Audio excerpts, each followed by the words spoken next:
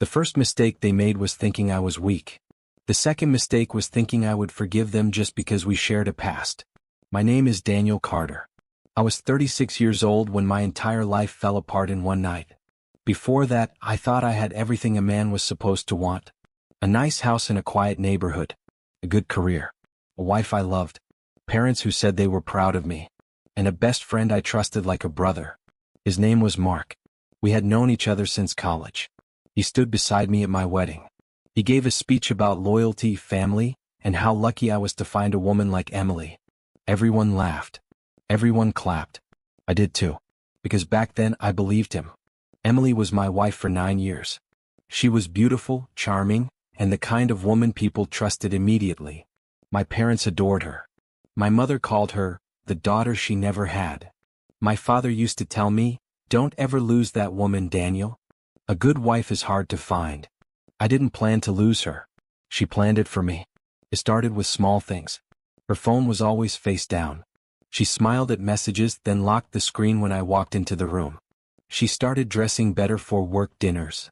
She said she needed space, that marriage felt heavy, that I had become too serious. I believed her at first. I blamed myself. So I worked less. I came home earlier. I bought flowers. I planned dinners. I tried to become the husband she said she missed. But the colder she became, the warmer Mark became toward her. He visited more often. He laughed too loudly at her jokes. He stayed after dinner when I was tired. Sometimes I would walk into the room and they would stop talking. Not suddenly. Carefully. That was worse. One Friday night, Emily told me she was going to visit her sister for the weekend. She kissed me on the cheek like she was paying a bill. No warmth. No love. Just routine. 2 hours later, I got a message from an old coworker. "Daniel, this might be nothing, but I just saw Emily walking into the Grand Westin Hotel with some guy. Looked like Mark." I stared at the message until my hands went cold. Then I drove there.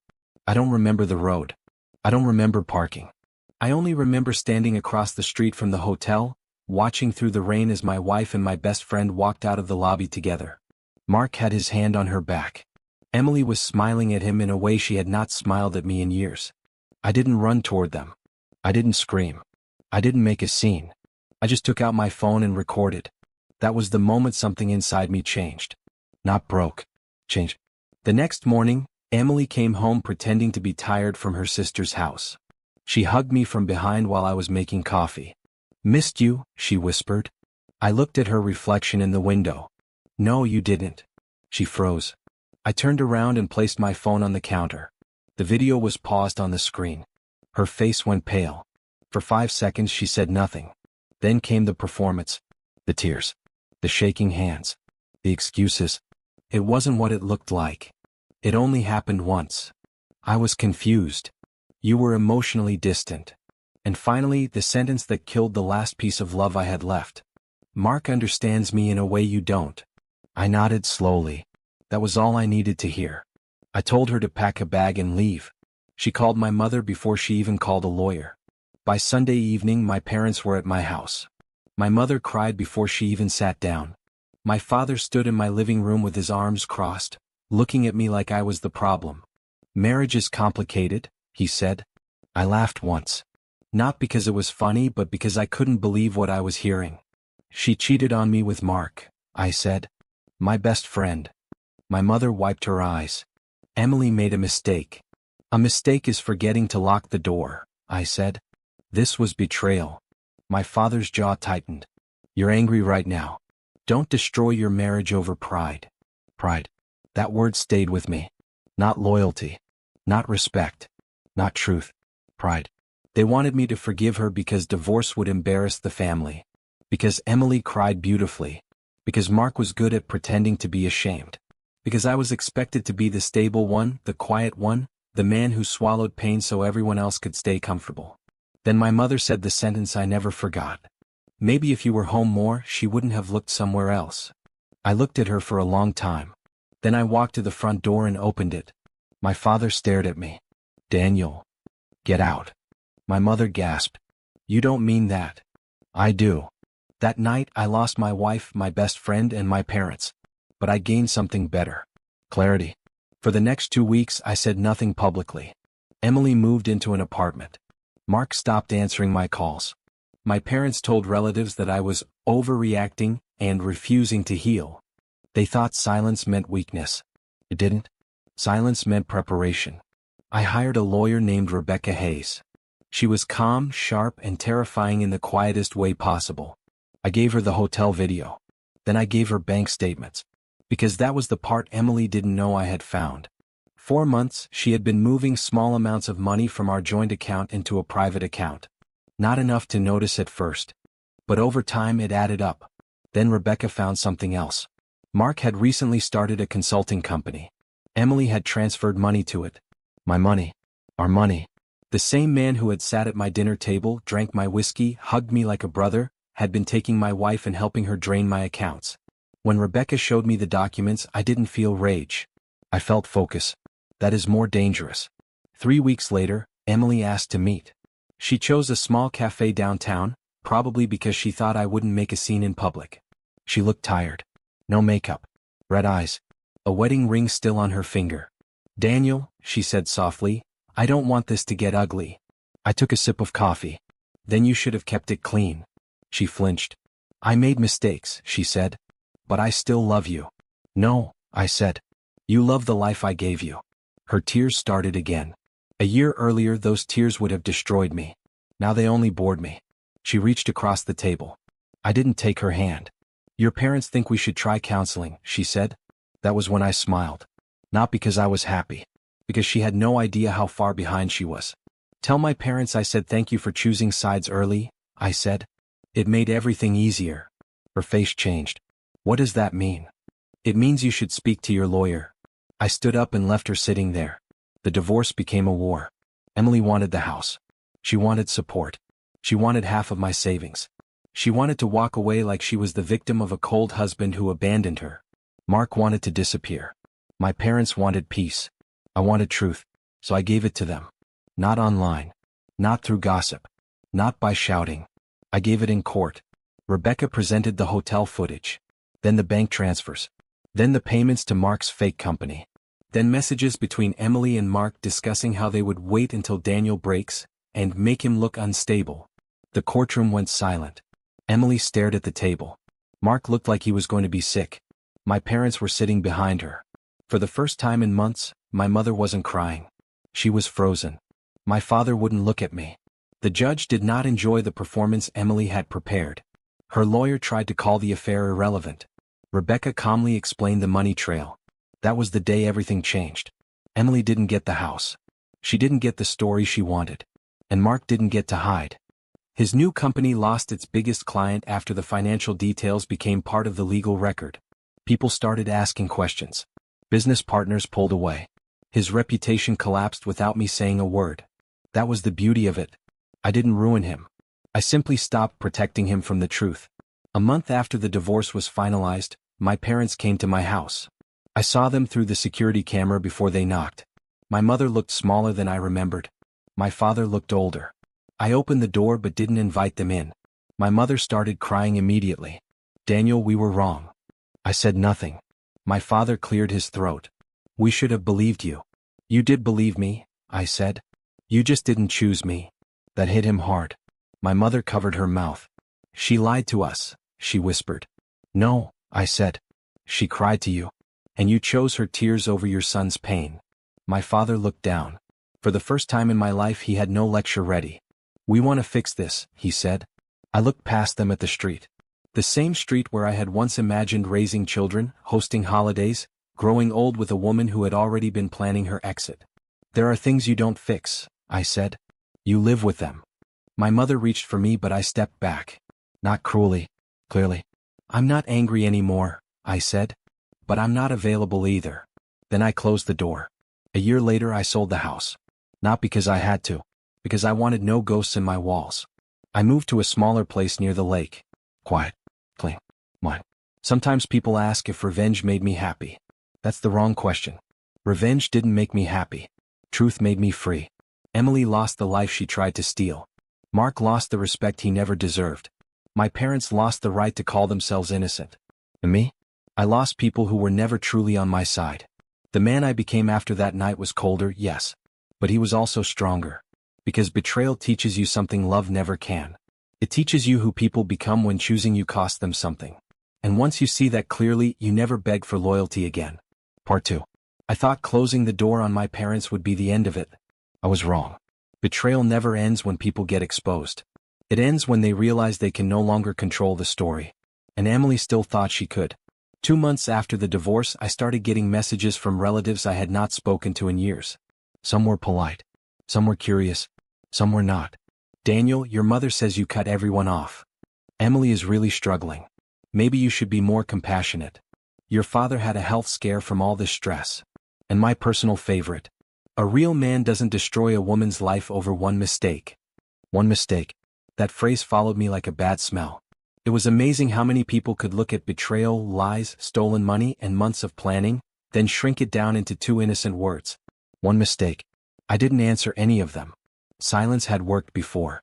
But this time, silence gave Emily room to build a new version of the truth. In her version, I was cruel, cold, obsessed with revenge. She told people I had emotionally abandoned her long before she made her mistake. She said Mark had only been there for her during a lonely time. She said the money transfers were misunderstood business support, not theft. And the worst part? Some people believed her. Because people don't always believe the truth.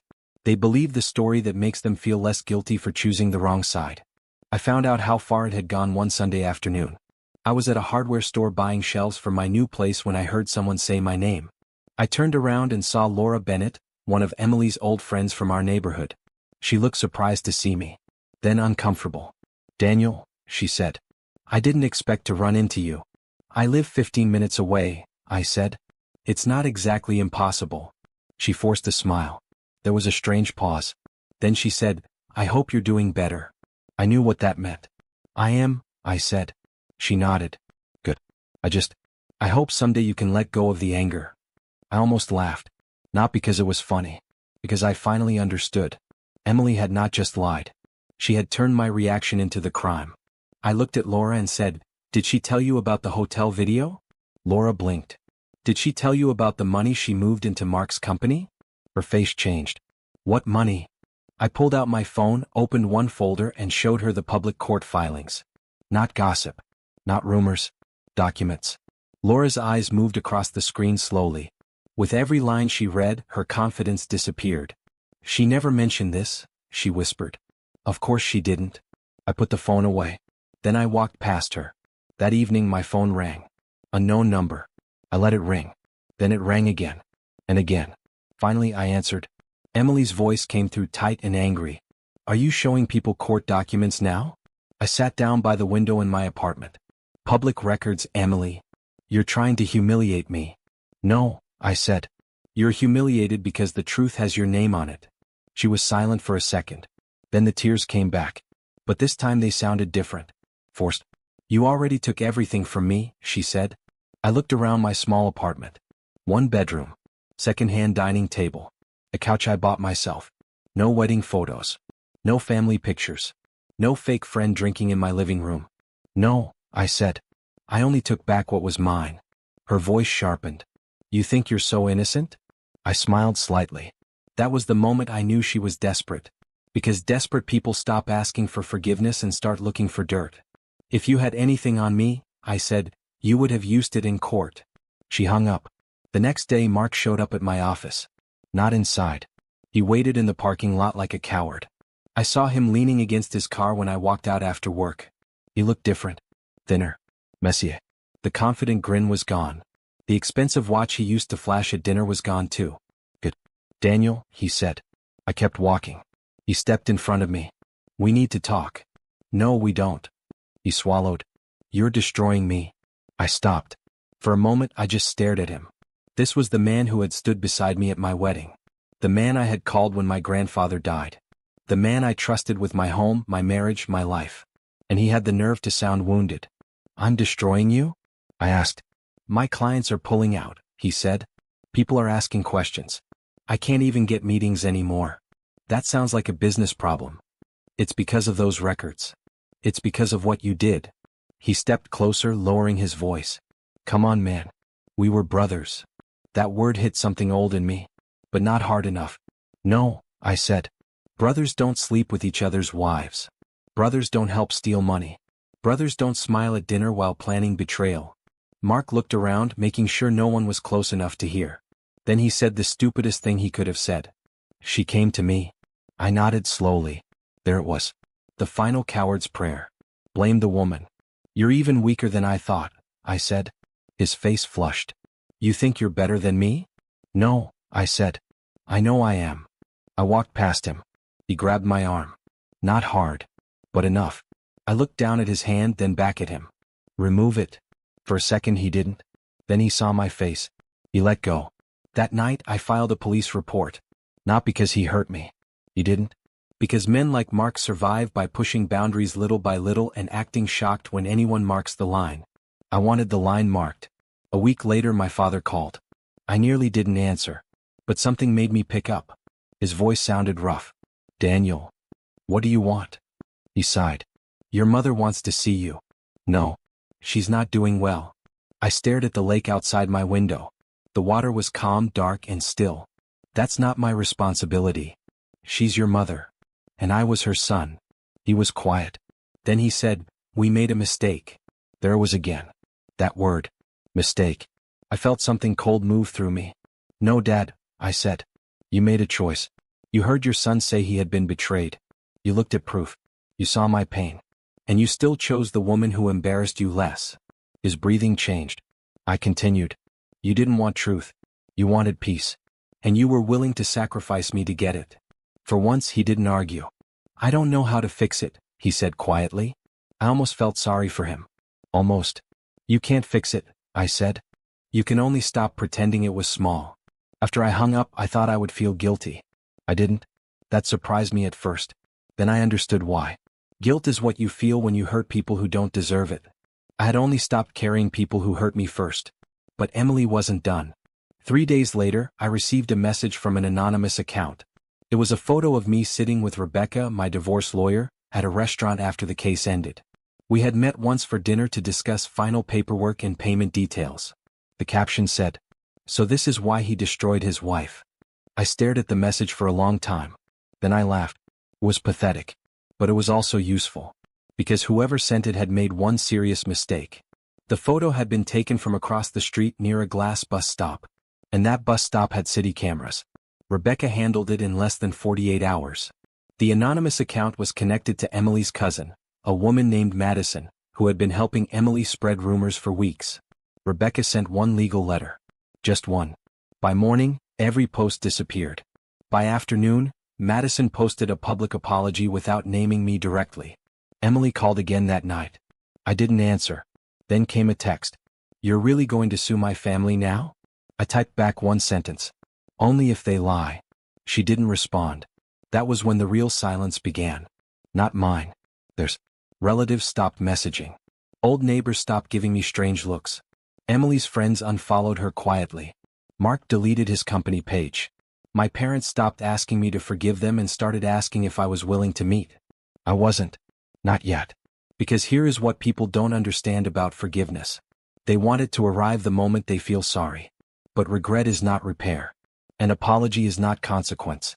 One evening, I was leaving work when I received an email from Emily. No drama. No insults.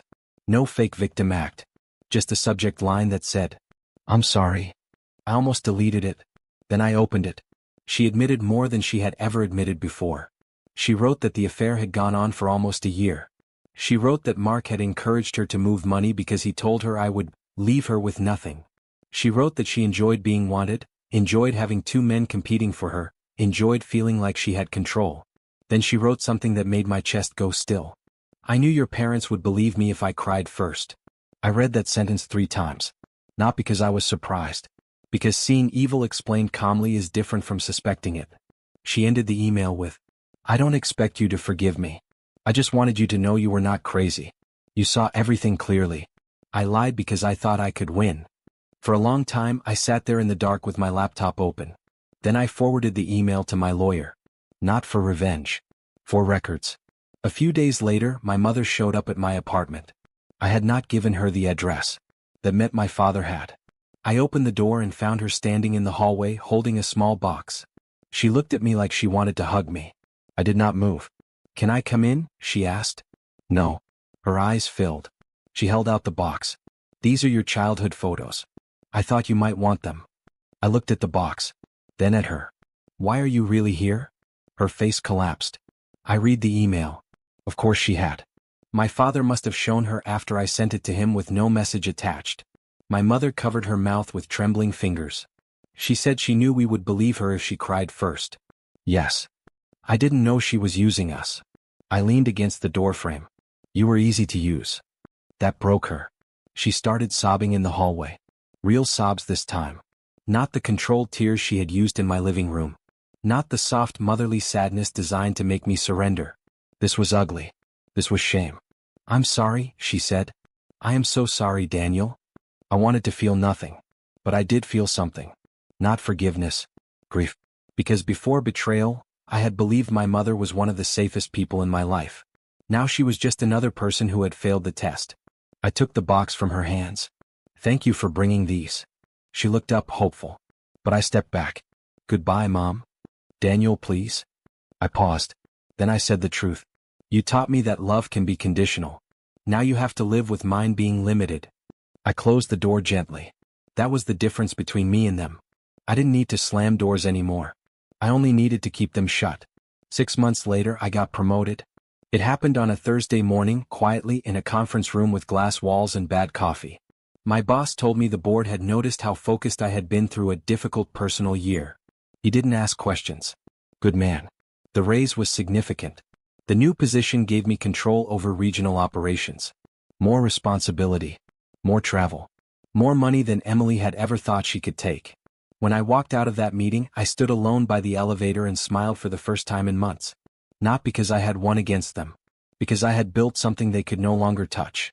That evening, I bought one expensive bottle of whiskey. The same brand Mark used to drink at my house. I poured one glass, sat on my balcony, and watched the lake turn black under the night sky. Then my phone buzzed. A message from an unknown number. Congratulations on the promotion. I heard.